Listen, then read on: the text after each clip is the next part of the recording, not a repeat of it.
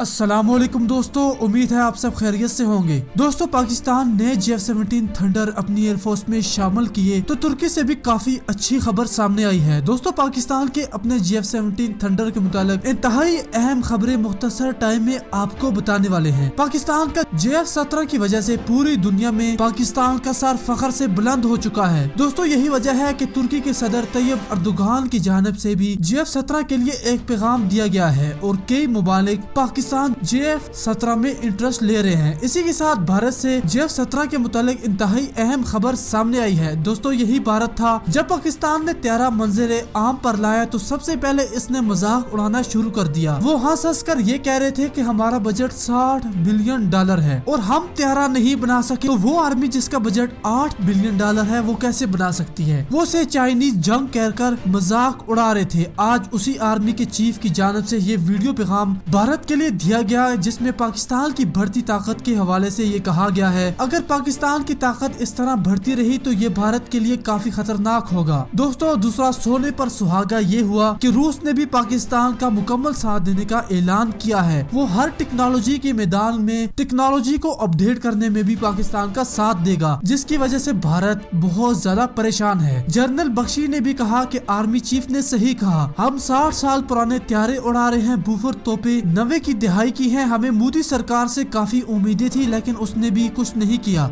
ये हथियार चाहिए। 30 साल से बोफर गन के बाद कोई तोप नहीं आई। MiG-21 जहाज 1960 की दशक के हैं, आसमान से टपक रहे हैं।